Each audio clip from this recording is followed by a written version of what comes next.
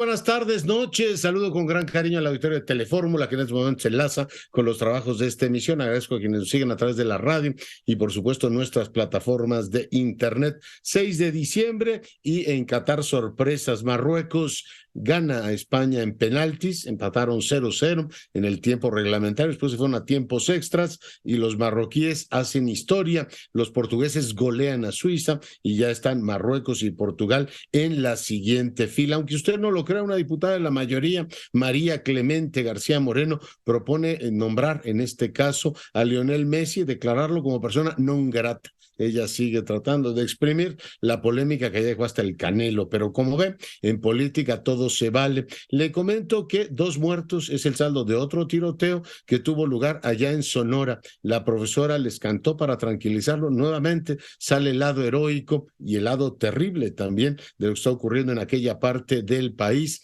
En la Cámara de Diputados se discute la reforma electoral enviada por el presidente, el famoso Plan B. Una larga sesión, dice que, bueno, pues van en este caso a discutir con orden y con respeto. Adán Augusto López, el secretario de Gobernación, fue el encargado de entregar esta pieza legislativa a los legisladores. Las vacaciones dignas son aprobadas en comisiones por diputados, regresará por tanto al Senado. Se plantea, como lo comentamos el día de ayer, tanto con Poparmex como con Salomón Chertorivsky, la posibilidad de que se fragmente el periodo de 12 días en 2 tramos de 6 días. El presidente de la República envía al Senado como propuesta a Andrea Marván para que vaya a la COFESE. Dan 6 años de prisión a Cristina Fernández de Kirchner por corrupción. Ella dice que es inocente, graba un largo video en el que se defiende. El presidente de aquel país dice que se ha condenado a una inocente. Aquí en México le comento que Ken Salazar se reunió con los gobernadores de Durango, Coahuila, bueno, pues no asistió el de Sinaloa porque, como usted sabe, ayer se lo informábamos, tiene COVID. El presidente le niega además de manera absolutamente sonora a Xóchitl Gálvez la posibilidad de que comparezca en la mañanera. Dice que vayan a engañar otra parte. Esto dijo el presidente. En el caso de la señora Xóchitl, pues que use otras tribunas y que pues vaya a engañar a otra parte. Y si no le parece, pues ella ya es una experta en presentar denuncias, ¿no?, en la fiscalía. Y si me obligaran a garantizar el derecho de réplica, lo voy a hacer, pero que haga su trámite, porque ya es el colmo, ¿no? Tienen todos los medios de información, denuncian, gritan, insultan, y todavía quieren venirse a meter aquí, pues no. Xóchitl Gálvez, por su lado, le contestó que no le tenga miedo a la verdad y dijo lo siguiente: no tenga miedo a la réplica, no tenga miedo a reconocer que se equivocó, no tenga miedo a la verdad, no le tenga miedo a una mujer. México plantea como prioridad atender los daños a la salud en Ucrania. Esto dijo nuestro embajador en el Consejo de Seguridad, Juan Ramón de la Fuente. El conflicto ha cambiado drásticamente la realidad de millones de niñas y niños ucranianos. Además de los problemas de acceso a servicios de salud antes señalados, hay más de 3.6 millones de menores afectados por la disrupción de servicios escolares. Asimismo, las niñas y niños representan casi el 20% de la población desplazada, lo cual eleva el riesgo de contraer enfermedades o de ser víctimas de violencia y objetos de tráfico al ser separados de sus familias. Una persona fallecida y decenas de heridos, el saldo hasta el momento de un choque de un autobús turístico, iba en el segundo piso del periférico, allá en la zona de Alpes, a la altura de la calle Etna, en la alcaldía Álvaro Obregón. El presidente defiende a Claudia Sheinbaum, dice que ya no dio la orden de que hubiese violencia o que se utilizara la fuerza en Xochimilco. La pregunta es entonces quién la dio. En cualquier caso, el presidente defiende a la jefa de gobierno y reprueba, sin embargo, que haya uso de la fuerza. Vamos a hacer una brevísima pausa, regresamos en un instante. Seguimos con la información celebración, bueno, pues desde el 2010 en este país tenemos una serie de celebraciones bicentenarias, desde el origen de nuestra independencia hasta ahora en el 22, donde recordamos los 200 años de relaciones con los Estados Unidos. Yo le agradezco mucho a la embajadora eminente Marta Bárcena, que fue, como usted sabe, embajadora de México en Washington, entre otros destinos, que el día de hoy converse con nosotros. Embajadora, muy buenas noches. Muy buenas noches, Leonardo. Es un gusto estar contigo y con tu auditorio, como siempre. Y pues tratar este tema, como tú dices, tan relevante de las conmemoraciones, de los aniversarios y en este caso de las relaciones México-Estados Unidos. Le estamos dando, déjame empezar por ahí, eminente, el valor, la relevancia que tiene el tema de la celebración. Yo me he vuelto muy supersticioso, embajadora, desde que no celebramos por todo lo alto los 25 años del Telecán, dije, algo está mal. Cuando no hay ánimo celebratorio en una fecha tan señalada, me empiezo a preocupar. En este caso, ¿cómo ves el ánimo de los dos países, embajadora? Mira, yo creo que en las personas y en los centros de pensamiento, en las instituciones abocadas a la relación México-Estados Unidos, sí hay un ánimo de conmemoración y de celebración, porque pues es una fecha muy importante. Ahora, ¿qué pasa? Yo creo que en Estados Unidos tienen la agenda tan llena de preocupaciones de tipo global, ¿no? La invasión rusa a Ucrania, la competencia con China, etcétera, el volver a rehacer sus alianzas que se vieron tan afectadas durante el gobierno de Trump, que no es que no le den importancia a México, es que hay demasiados temas en la agenda. Entonces, los 200 años pasan a ser un tema más y que le dejan el liderazgo justamente a las universidades, a los centros de pensamiento, etcétera. En el caso de México, estamos tan viéndonos al ombligo todo el tiempo, Leonardo, nada más involucrados en los temas de política interna. Basta ver las páginas editoriales para ver que todo el mundo escribe, o la gran mayoría, sobre temas de política interna o temas de política exterior y de relación con Estados Unidos que afectan las decisiones actuales, que no hay una visión realmente, no solo de revisión del pasado, de conmemoración del pasado, sino de un análisis de qué nos enseña ese pasado para el futuro. Yo creo que ese es el gran tema ausente tanto en México como en Estados Unidos. ¿Qué podemos aprender de estos 200 años de relaciones que han tenido, sin duda alguna, etapas terribles y muy dolorosas, sobre todo para México, con la pérdida del territorio, y cómo ver hacia el futuro, cómo construir hacia el futuro? Y creo que también otro gran ausente en eso ha sido la falta de involucramiento, tanto por parte de México como de Estados Unidos, de esa enorme comunidad o comunidades mexicanas en los Estados Unidos. Interesantísimo es el diálogo con la diáspora. Si algo ha efectivamente afectado, por supuesto con variaciones, la relación entre los dos países en 200 años, es la gestión de la frontera. No hemos logrado todavía, a pesar de que ha habido épocas más difíciles y épocas más relajadas, como un modelo que nos dé mutua confianza, es decir, a ver, la frontera no es ni una cicatriz, que en cierta forma lo es, como dijo Carlos Fuentes, ni una fuente permanente de conflictos. En fin, la gestión de la frontera la han tenido los gobiernos durante 2 siglos, embajadora. Así es, yo creo que es uno de los grandes temas pendientes, Leonardo. Yo lo decía mucho durante mi gestión como representante de México ante los Estados Unidos. A ver, yo no me cansaba de repetir ante los foros estadounidenses. A ver, la frontera no es fuente de problemas, no debería de ser fuente de problemas. Tenemos problemas muy concretos y retos muy concretos a resolver, pero la frontera debe de ser justamente el espacio del futuro. Esa construcción de esas oportunidades en una zona que ya tiene características muy propias, que a veces diferentes a las mexicanas y a las estadounidenses.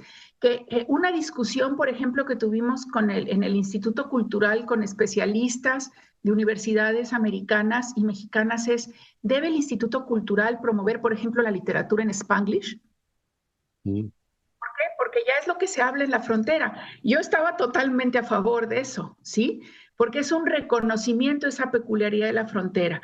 Y a veces tengo la impresión de que las capitales no entendemos demasiado bien la dinámica fronteriza, digo las capitales, Exacto. Washington y Ciudad de México. Y el tema de en este caso, tu propia experiencia, yo supongo que desde Matías Romero hasta Marta Bárcena, a nuestros embajadores, que ilustres nombres ambos, en este caso les ha costado mucho hacer ver en México, como supongo que a los embajadores norteamericanos hacer ver en Washington, que uno y otro somos el país más importante para el otro y que no solamente hay que pensar en un diálogo con el Ejecutivo, a veces nos cuesta mucho en México entender eso, que hablar con el Legislativo, que hablar incluso con los gobiernos locales. Es algo, subrayo, de Matías Romero a Marta Bárcena, algo que nuestros embajadores han intentado y no siempre se ha entendido en las capitales, embajadora.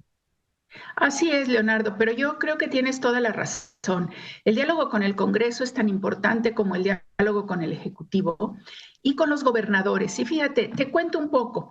Cuando se iban a conmemorar los 200 años de la consumación de la independencia en México, yo hablé con varios de los gobernadores fronterizos y les dije, esta conmemoración debe ser también suya. Y la pregunta de retorno era, ¿y por qué? Porque ustedes accedieron a la independencia como parte justamente de ese México que se transformó de la Nueva España en México. Entonces, ustedes accedieron a la independencia en ese momento, no cuando Estados Unidos se independizó, no eran parte de las 13 colonias, ni se independizaron ustedes de Inglaterra ni de Francia, se independizaron de España formando parte de México, de la Nueva España. Y me decía el gobernador de California, ¿de verdad? Dice, es que en verdad es muy importante entonces entender esto y vamos a conmemorar. Bueno, yo salí a principios del 2021, teníamos armados una serie de proyectos con California, con Arizona, con Texas mucho más complejo porque la relación ahí y también la lectura de la historia es mucho más complicada, con Nuevo México, pero efectivamente hay una falta de conocimiento y de entendimiento en los Estados Unidos, que México es su pasado, es su presente y va a ser su futuro también. Eso es Eso interesantísimo. lo tienen que entender en Estados Unidos y eso es lo que tenemos que repetir hasta el cansancio, Leonardo. Hace unos meses leí, entrevisté incluso a Fernández Armesto, este erudito inglés que ahora da clases en los Estados Unidos, que fue a Sí, Colorado y les digo, bueno, pues esto es colonización novohispana en su origen, ¿no? La así fundación. es. Oye, a ti de todos los embajadores que nos han representado en Washington, ¿cuál es la figura que más te entusiasma, embajadora? Mira, pues yo creo que por un lado ¿Quién sí. estudiaste más cuando te encargaron representarnos en Washington? Mira, pues la verdad es que puedo decir que hice dos lecturas, investigaciones, aproximaciones. Una, sin duda, la investigación histórica, en donde Matías Romero destaca enormemente como uno de los principales representantes de México de manera histórica. Y luego las fechas más recientes. Y lo que hice fue reunirme con todos los embajadores a partir de, pues, de los que estaban vivos, digamos, de Jorge Montaño, después de ya don Jorge Espinosa los Reyes había muerto, Jorge Montaño que acaba de fallecer, hasta la fecha, hablé con todos y básicamente les dije, a ver, ¿cuáles fueron sus principales retos? ¿Dónde ven ustedes el problema? Y todos tenían una visión muy interesante, todos me aportaron muchísimo, pero creo que la gran mayoría coincidimos y coincidieron conmigo en que el reto más importante quizás no es el de la relación económica ni nada, sino el reto de la migración y la presencia de los mexicanos en Estados Unidos por la relación que tiene tanto en la construcción de la identidad o cambio de la identidad estadounidense y también de la identidad mexicana. Y eso en México, fíjate que lo más curioso, Leonardo, es que en México no se sigue teniendo un conocimiento poco profundo de cómo han evolucionado las comunidades mexicanas en Estados Unidos. Se sigue pensando que la mayoría son desprotegidos, que hay que proteger, y sí lo tenemos que hacer, pero se nos olvida que ya están convertidos en la gran potencia económica creciente de los Estados Unidos, esa comunidad hispana y esa comunidad mexicana. Sí, sí, no, oye, y finalmente preguntarte, hay por supuesto una inquietud por entender mejor el fenómeno migratorio, el fenómeno de seguridad, y en Estados Unidos ves centros de investigación, comunidades que están reflexionando sobre el particular, pero tengo la impresión, espero que tú me saques del error, embajadora, que hemos perdido a la tradición de los grandes mexicanólogos americanos, es decir, teníamos a los John Bailey, a Cornelius, a Womack, etcétera, y siento que en esta generación hay los migrantólogos, Andrew Seeley de manera muy señalada y otros más, pero como que nos hace falta una comunidad universitaria de grandes mexicanólogos en Estados Unidos, ¿o estoy yo en un error, embajadora? No, yo coincido. Yo creo que sí quedan algunos de los mexicanólogos, pero como tú dices, la mayor parte se han ya enfocado a la migración. Y yo creo que efectivamente ya no hay esos grandes nombres que mencionas, desde Frederick Katz hasta John Bailey, hasta Robert Pastor y todo, pero también de este lado tampoco hay grandes, digamos, americanólogos. O gringólogos, si lo queremos decir acá, ¿no? Y hay todavía menos centros de pensamiento y menos universidades que tengan centros especializados en el estudio de los Estados Unidos en general y de las regiones de los estados de Estados Unidos en particular. Y yo diría que esa debió de haber sido una de las grandes, si no iniciativas, sí propuestas para el futuro. Y segundo, otro tema que hemos trabajado durante años sin éxito, Leonardo, es cómo enseñar la historia de las relaciones México-Estados Unidos en uno y otro lado de la frontera. Y para eso se requieren historiadores y mexicanólogos, para no enseñarla ideologizada de buenos y malos, porque sabemos que en la historia nunca hay buenos y malos, y nunca todo es blanco o negro. Y creo que hay por un lado, por parte de Estados Unidos, una idea de que México ya forma parte de su agenda doméstica, y en México también lo es, y ahí está este término que tú conoces bien como especialista de interméstico, pero eso no significa evadirnos de la responsabilidad de conocer mejor a nuestro vecino, y lo digo, una responsabilidad mutua. Así que yo espero que en alguno de estos 200 actos en cada país para conmemorar los 200 años de relaciones, que hasta ahora pues no veo que hayan empezado, pero me dijeron que iban a empezar justo el 12 de diciembre y se iban a prolongar durante todo el año. Espero que al tema de los mexicanólogos, del conocimiento de la historia, de las relaciones, de la educación y de una mejor comprensión de cómo esta interacción está cambiando la identidad de los dos países, sea una prioridad. Muy bien. Pues, embajadora, muchísimas gracias por el tiempo. Te mando un gran abrazo y mi gratitud. Muchas gracias. La que agradece soy yo, Leonardo, a ti y al auditorio de Grupo Fórmula. Es que hay un tema que, producto de la pandemia y producto de la histeria esta en la que vivimos, las grandes tensiones, hemos dejado de lado, aunque siempre está presente en la discusión, que es el asunto de la salud mental y el apoyo psicosocial. Hoy veo que el director, el titular de la Organización Mundial de la Salud, Tedros Adhanom, invitó a los Estados miembros a sumarse al llamado a la acción que ha propuesto a México sobre el particular. Esto dijo el titular de la OMS. Por mucho tiempo, la salud mental y el apoyo psicosocial en emergencias se ha mantenido en las sombras. Actualmente, 58 países incluyen la salud mental y el apoyo psicosocial como parte de su labor humanitaria. Casi el doble que hace 2 años, pero aún nos queda mucho camino por recorrer. La Organización Mundial de la Salud y sus aliados están trabajando en todo el mundo para apoyar a los países en ofrecer servicios de apoyo psicosocial y de salud mental en contextos de emergencia, incluyendo las zonas de conflicto en Ucrania y Siria.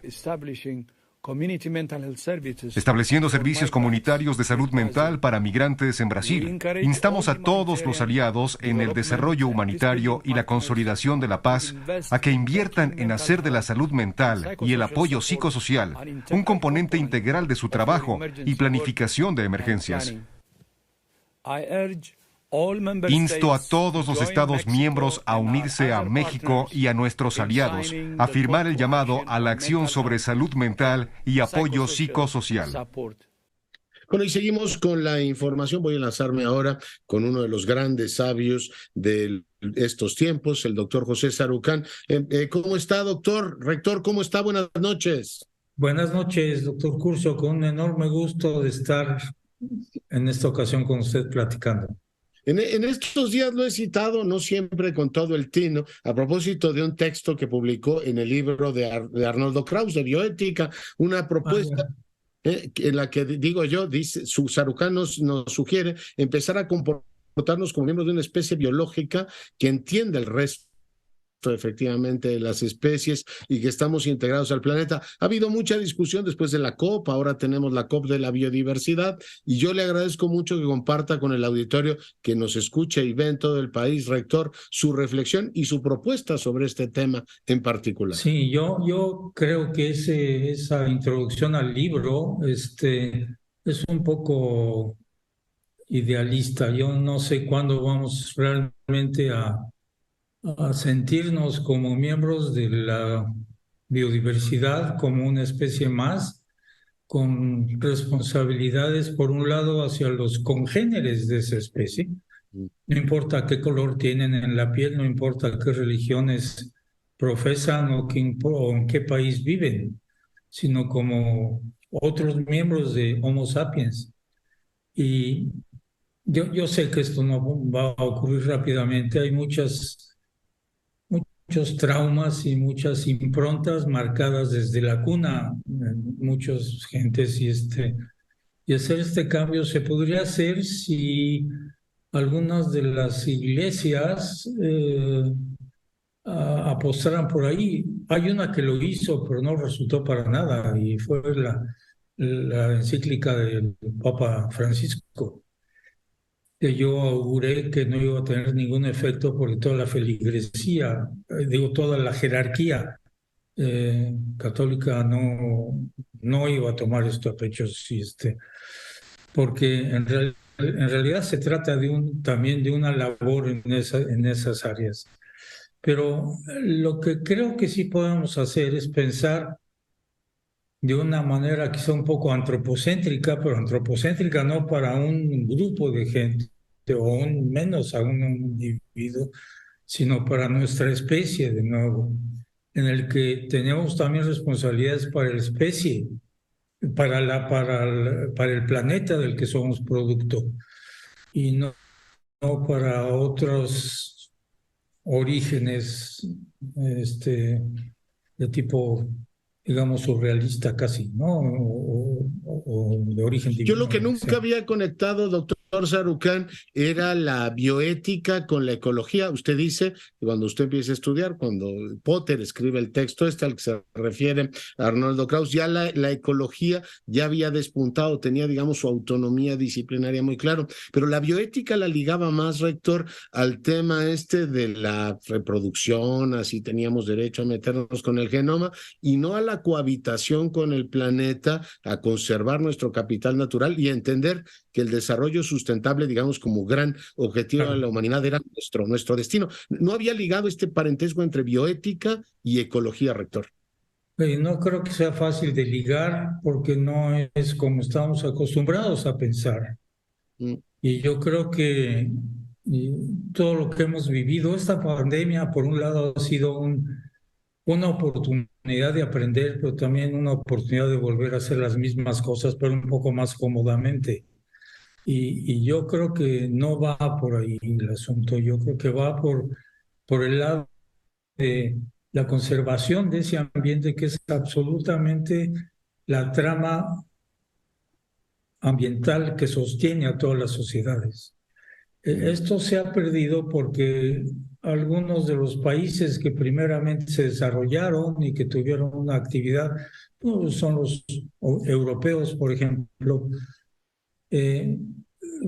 llegaron a un punto de equilibrio más o menos con su ambiente, especialmente cuando las necesidades que tenían de alimentación, de recursos, etcétera, venían de otros lados, de otros países, que eran los que sufrían y han sufrido y seguirán sufriendo el impacto si las cosas no se modifican de otra forma.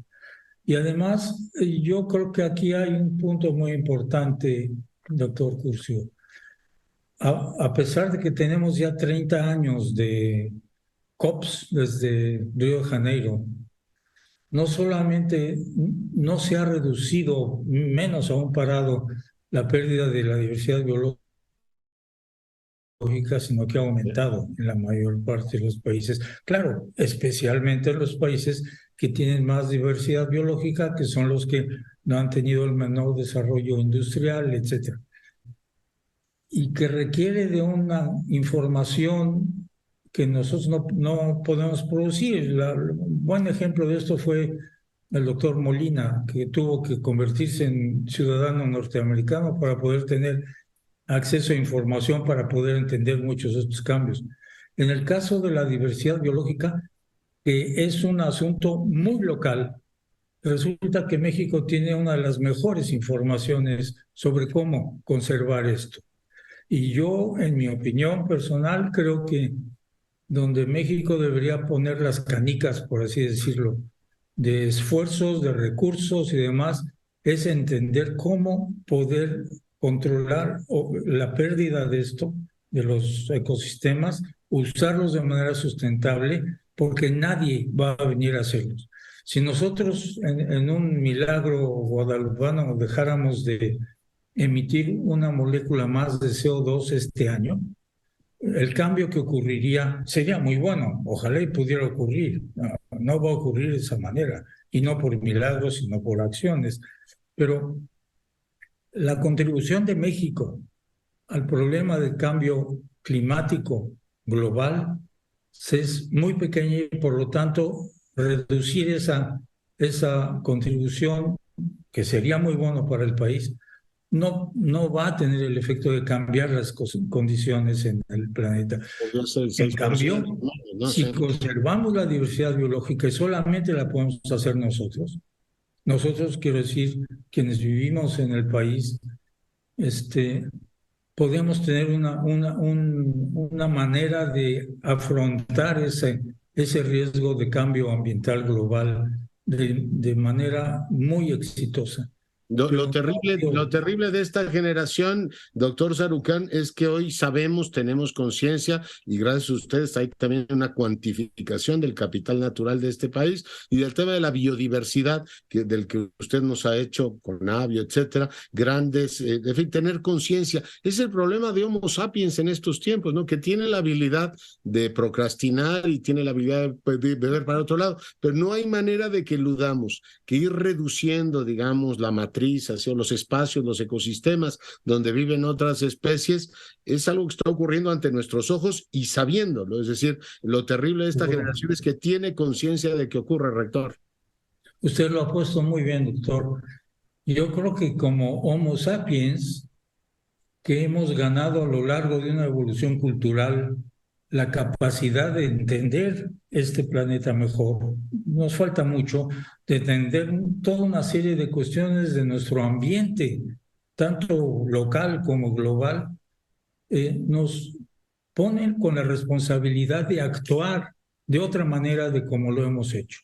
Yo creo que el gran reto está en que podamos comprender que esa capacidad intelectual de conocimiento, de generación de nuevas formas de entender el entorno natural de nuestro planeta, nos debería llevar a ver cómo lo cuidamos, porque capacidad creativa e innovativa existe.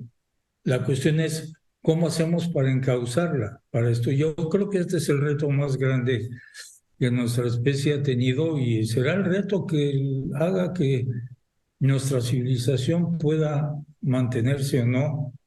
Y esta generación que tiene la mayor cantidad de información que ninguna antes ha tenido, tiene la posibilidad de hacerlo, pero ya, porque las siguientes generaciones podrán tener mucha más información, pero no van a tener el tiempo de hacer los cambios para evitar ese colapso de la civilización que se ha generado en el mundo, con sus diferencias, con sus peculiaridades, pero que se ha generado. Rector, pues muy agradecido con usted como siempre por el enlace. Gracias, al contrario, por la oportunidad, doctor Curcio. Me da mucho gusto. El doctor Sarucán, uno de los grandes sabios de nuestro tiempo, para fortuna nuestra, hoy conversando con usted. Échele un vistazo al libro de Krauss, Bioética. El primer texto es del doctor Sarucán, el Manifiesto sobre la Tierra. Me ha costado entender la bioética en esta, digamos, esfera o con esta amplitud y esta proyección, pero el libro vale mucho la pena y ya escuchó usted, para fortuna nuestra, al doctor Sarucán, que hace el primer texto. Vamos a una breve pausa, volvemos. Con la información, hoy Reforma publicó una encuesta sobre la evaluación del gobierno y al gobierno le va bien, ¿no? Traemos un presidente de 59% en aprobación, 39% de desaprobación, muy parecida a otras encuestas, no las que él tiene de 70, pero bueno, es un presidente que en el consenso está pues muy bien, 6 de cada 10 aprueban su gestión. Por edad es interesante ver cómo los de mayor edad, los de 60 y más, son los que más aprueban al presidente. Por escolaridad, los que tienen hasta primaria apoyan más al presidente que los que tienen universidad o más. Hay una diferencia de 10 puntos. Es también interesante ver cómo describiría más a una persona, como López o pro López Obrador o anti López Obrador. Pues aquí estamos hablando de que un 51% se dice pro López Obrador, anti López Obrador hay un 23% y ninguna es un 23%. Esto es efectivamente ahora, en el mes que corre, en diciembre de 2022. Interesante porque hace unos días me hacía ver una gran conocedora de México que vino a la FIL, me dijo, oye, ¿qué ha pasado en México que ahora el gobierno ha dividido tanto a los mexicanos? Que si voy a la fila, entonces eres del gobierno o eres contraria a determinadas posiciones, cuando pues, se supone que la FIL no debería ser partidista, ¿no? Yo digo que hay que tener mucho cuidado con esos temas. Ayer se lo decía a mi muy admirado Lorenzo Meyer en el primer plano de Canal 11. Si yo leo a Lorenzo Meyer, no quiere decir que sea progobiernista, y si leo a Krause, no quiere decir que sea antigobiernista. O sea, si la idea de que entrar a una lectura determinada o ir a una feria de libro te convierte en enemigo o no del presidente, me parece que es meter la política, la partidización más que la política, donde no se debe. Por tanto, eso de ser pro o contra, pues no, mire, oiga, depende del tema, puede ser uno pro o contra de una determinada política y no personalizar y no llevar a enconos. En cualquier caso, cuando a la gente le preguntan cuál es el principal problema del país, Serra, pues sigue siendo la inseguridad. Estamos hablando de un 56%, la economía un 16%, la corrupción 9%, desempleo 5% y la salud ha bajado hasta el 1%.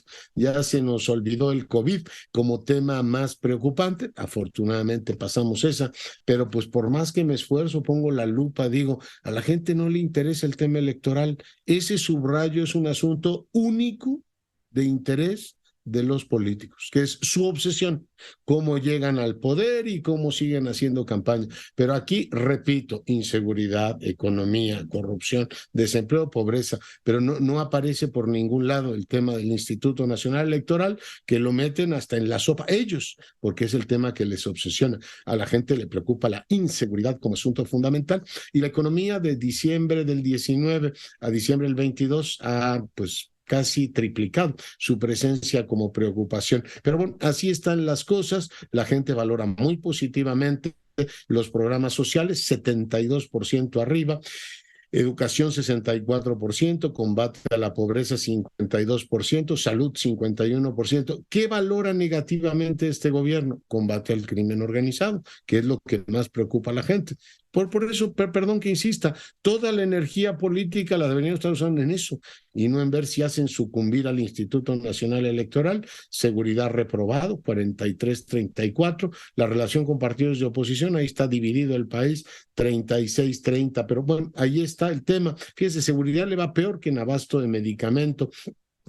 Cuando le preguntan a la gente, ¿cree usted que el INE debería continuar como está? 58% dice que sí y 33% dice que desea un INE nuevo. Bueno, pues es parte de lo que publica el día de hoy Reforma. El tema es que pues la portada del periódico dice que está en los mismos niveles que los neoliberales, ¿no? Llega al cuarto año igual que los neoliberales y en efecto pues trae más o menos la misma aprobación que Felipe Calderón, Vicente Fox y Ernesto Zedillo, tema que los especialistas ya ubican, pero al presidente pues no le gustó el cabeceo. Bueno, dijo lo siguiente sobre el periódico Reforma el día de hoy, no se privó de descalificaciones. Esto dijo el jefe del Estado esta mañana. Es que el Reforma pues es el boletín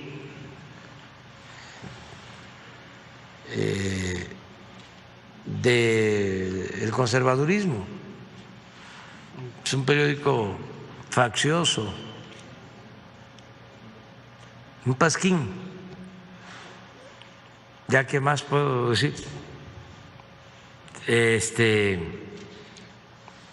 No tiene caso que yo les diga cómo me han tratado en sus encuestas. Vean nada más cómo ponían a Anaya por arriba de mí y toda la campaña en contra. Es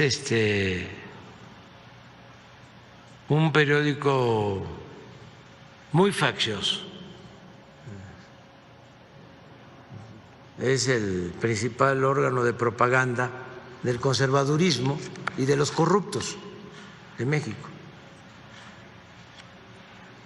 Ese periódico es el periódico de los corruptos de México. Para que quede claro. Bueno, pues eso es lo que dijo sobre Reforma. Vamos ahora a otros asuntos.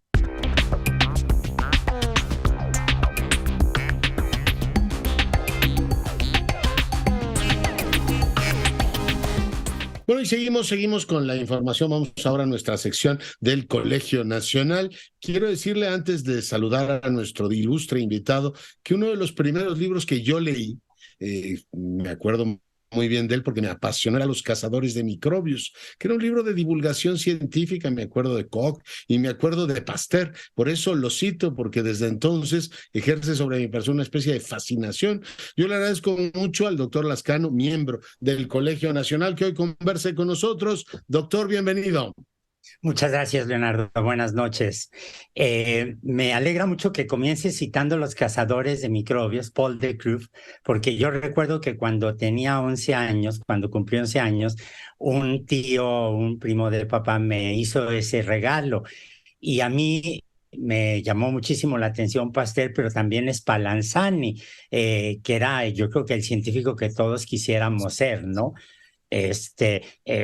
Seductor, inquieto, brincaba de lugar en lugar y fue uno de los primeros que trata de demostrar a nivel microscopio que no hay generación espontánea, cosa que luego Louis Pasteur va a llevar a un refinamiento extraordinario, ¿no? Sí, sí. Oiga, yo la primera vez que fui a Roma, y aquí dejo la anécdota, la Embajada de México en Roma estaba en la calle Lázaro Spallanzani. Me decían, pero ¿tú cómo lo conoces a ese personaje? Por Los cazadores de microbios. Pero el día de hoy nos toca hablar de Pasteur, doctor.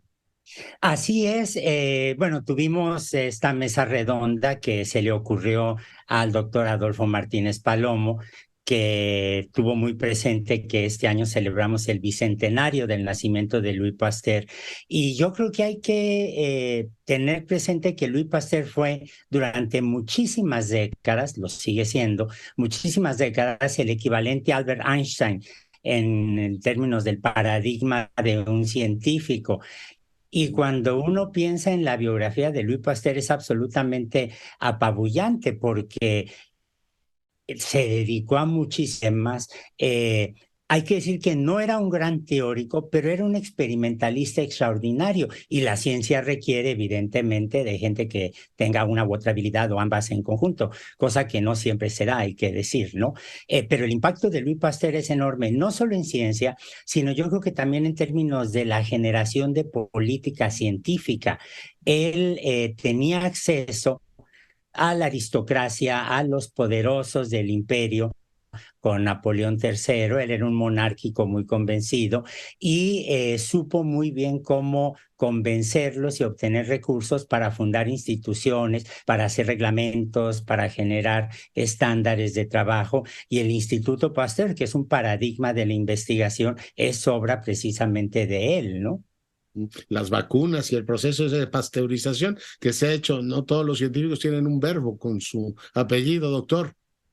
Acabas de citar lo que yo creo que es el mejor homenaje que uno le puede hacer a Louis Pasteur. Cuando uno va al supermercado, cuando uno va a la tienda de la esquina a comprar un yogurt o un litro de leche, el recuerdo, el mejor homenaje de Louis Pasteur lo tenemos en la palabra pasteurización. Y no está por demás recordar que todos los que estén viendo este programa, ustedes, yo mismo, estamos vivos gracias a Louis Pasteur. El incremento en la vida media de los humanos es resultado de las vacunas, de la esterilización y del drenaje. Louis Pasteur supo entender perfectamente bien lo que era la combinación de estos efectos para mejorar la vida de la gente, ¿no? Porque la esperanza de vida, doctor, hace 200 años, que era 38 años o por ahí andaba. Un poquito más, pero sí, efectivamente, a ver, incluso todos nos sorprendemos cuando le cuentan a uno, y esto siempre lo cuentan las mamás o las abuelas y se le quedan viendo a uno con cara de cuándo vas a hacer algo equivalente, cuando le dicen que Alejandro Magno conquistó el imperio persa cuando tenía 15 años, pero es que en esa época no había adolescencia. El concepto de adolescencia es un invento del siglo XIX a medida que se incrementa la edad promedio de las personas. El mismo Louis Pasteur debe haber muerto de unos 70 años, una cosa así, el número exacto se me escapa en este momento, porque la gente vivía muy poco tiempo y las medidas de higiene que desarrollan Pasteur en Francia, Lister en Inglaterra, Koch, que ya mencionó usted, en Alemania, las pequeñas rivalidades o grandes odios intelectuales que hubo entre ellos quedan superados cuando uno ve la obra tan extraordinaria que dejaron. Sí, sí, claro. ¿Y con Pasteur se termina o empieza esta ciencia ya no del científico en su torre, en su laboratorio solas, sino más bien dependiendo de una red y de infraestructura cada vez más compleja, doctor Lascano? Bueno, comenzó antes en realidad. Si uno revisa la historia, por ejemplo, de algunos de los científicos como Newton, que antecede ciertamente a Louis Pasteur, Newton también, por ejemplo, se aprovechó perfectamente bien de sus influencias con la aristocracia, con la Royal Society, para imponer una serie de debates. En el caso de Louis Pasteur, lo que pasa es que ya hay ciencia como tal. Antes de Louis Pasteur, antes de la última mitad del siglo XIX, la gente no se veía a sí mismo como científicos, se veían como naturalistas. Y con Louis Pasteur ya lo que tenemos es la formalización, la institucionalización de la ciencia. Hay que hacer notar que esa institucionalización de la ciencia es cuando precisamente empieza a dejarse fuera a muchas mujeres. Si uno revisa los textos, los grabados, las pinturas, antes las mujeres participaban activamente en hacer experimentos, en dar conferencias, en estar en los laboratorios. Uno podría citar un sinnúmero de casos, pero la institucionalización de la ciencia en el siglo XIX, que es un siglo que tiene mucho de misoginia, en realidad va dejando fuera a las mujeres. Louis Pasteur no era precisamente un feminista, pero ciertamente dio espacio a su diálogo, a sus confrontaciones con colegas mujeres. y desde un principio se dio cuenta que en el Instituto Pasteur tenía que haber espacio para mujeres, aunque ciertamente las veían como el equivalente a las técnicas de ahora. Pero es el momento en que ya se empieza a hablar de los científicos. Louis Pasteur, por ejemplo, era un monárquico convencido. Yo creo que básicamente por los antecedentes familiares y porque finalmente él es un producto de la idea napoleónica de los méritos. Él venía de una familia de obreros especializados y antes de la instauración del bonapartismo como la creación de una meritocracia, él difícilmente hubiera tenido acceso al École Normale, a todas esas grandes escuelas de Francia. Él era un obsesivo de la perfección y esta pulsión interna, usé la palabra francesa cuando hablé pulsión, pero es que era lo que realmente tenía, combinado con un talento extraordinario, combinado con una disciplina enorme, le hace darse cuenta que el Estado tiene que dar oportunidad a la gente de que se desarrolle. Él se hizo muy amigo de una mujer extraordinaria, de Matilda Bonaparte, la princesa Matilda Bonaparte, y era un visitante normal a los salones que ella tenía, pero uno revisa la biografía de Pasteur y nunca usó nada de eso en su provecho. Siempre lo utilizó para promover las campañas de vacunación o la creación del Instituto Pasteur, que en realidad depende de una fundación extraordinaria. Claro, y el tema del mérito y las grandes escuelas, pues es fascinante el personaje y fascinante conversar con usted, doctor Lascano, le mando un abrazo. Igualmente, querido doctor Curcio, y muchas gracias por la oportunidad de estar en su programa. Bueno, pues hasta aquí el día de hoy. Nos vamos. Yo soy Leonardo Curcio, en nombre de todo el equipo le agradezco su preferencia. Sigan nuestras frecuencias, cuídese y sea rabiosamente feliz. Se lo merece.